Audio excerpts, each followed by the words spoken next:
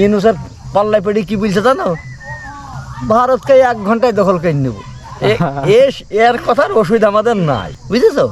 মানে এরকম 21টা প্রদেশ তাকে দখল করে নেবে, তার মুতলে ভেসে যাবে। হে গাইজ, আসসালামু আলাইকুম। সবাই কেমন আছেন? তো আশা করি ভালো আছেন। আজকে আমরা চলে আসছি মেহেরপুর জেলার ঢলাকাথলি গ্রামে।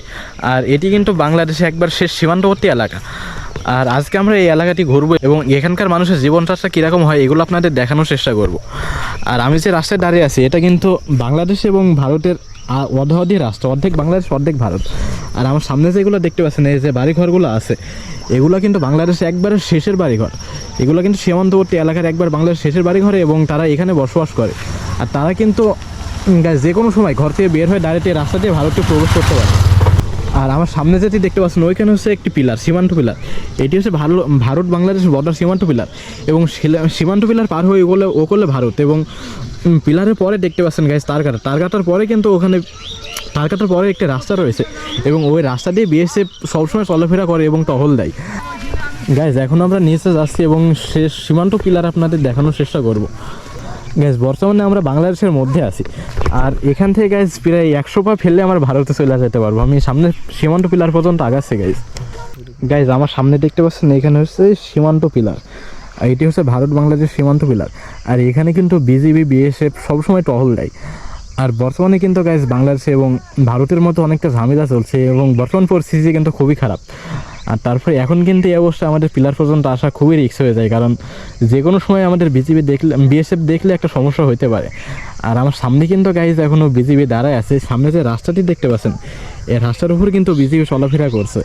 আমার সামনে যে নদী দেখতে পাচ্ছেন এই নদীতে কিন্তু গাইজ মানে ভারতের লোকজন এখানে এই টারকাটা পার হয়ে এখনও আসছে এবং এসে তারা নদীতে তারা অনেকে ছাগল চড়াচ্ছে এবং চাষাবাদ করছে অনেকজন। ভারতে কেউ আছে আপনার? ভারতে সব আছে মা, তাও বাপ আছে, মা আছে, ভাই আছে, 14 গোষ্ঠী আছে, খালি আমি একলা এখানে। ভিসা পাসপোর্ট আছে আপনার? আমার ভিসা শেষ হয়ে গেল। কোন দিক দিয়ে যান আপনার? বিমানে নাকি ট্রেনে? গেদির বর্ডার হয়ে যায় আগে, যাতে এদের বর্ডার আগে তো বিমান আসলে আমাদের কি এদিকে কোনো ঝামেলা টামেলা আছে নাকি? বিএসএফ বিজিবি এরকম ঝামেলা কি এখানে হয়েছে নাকি কোনো সময়? গোলাগুলি চলছে। কবে? মালদাতে গোলাগুলি চলছে। যখন দেখবে না নেগি গেল তখন মানে ডিমের একটা জিনিস আছে, একটা ডিম আর চারির ধারে বিশাল, মানে এই ইউনুসের পাল্লায় পেড়ি কি বলছে জানো, ভারতকে 1 ঘন্টায় দখল করে নেব। এর কথার ওষুধ আমাদের নাই, না, বুঝেছো? মানে এরকম 21টা প্রদেশ তাকে দখল করে নেবে, তার মুতলে ভেসে যাবে। 2, 3, 4 ডিগ্রি নাই কুবি ফেলবো, তারপর আমাকে মরতে হয়েছে। এবার এত ফুটি দেখে এখন যে 12-13 জন ক্ষমতায় আছে তারা এখন নিয়ে যাচ্ছে গড়ি অন্য ধারে। আর এরা বলছে কি যে আমরা তো এই আন্দোলন করিনি, বঙ্গবন্ধুর তো স্মৃতি হারানি কথা বলিনি। হ্যাঁ, যে বাংলাদেশের জাতীয় সঙ্গীত উঠে যাবে এ কথা তো বলে। এটি কিন্তু ইন্ডিয়ার ফিল্ড, কিন্তু বাংলাদেশের মানুষজন সবসময় এখানে খেলাধুলা করে থাকে। কিন্তু এখানে গাইজ তাদের খেলাধুলা করতে কোনো সমস্যা হয় না, কারণ এটি বাংলাদেশের মানুষ দখল করে নিয়েছে এবং তাদের আয়ত্তের মধ্যে আছে এই ফিল্ড, যদিও এটা ইন্ডিয়া জমির মধ্যে। আর এখানকার গাইজ যে ভিউ এটি আসলে খুবই অসাধারণ।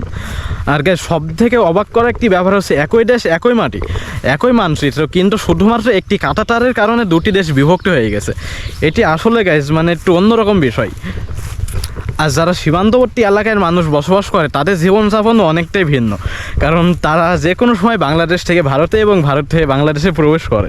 এটি কিন্তু গাইজ যে কেউ চাইলে পারবে না, এটি একমাত্র সীমান্তবর্তী এলাকার যারা চাষি আসে তাদের দ্বারাই সম্ভব।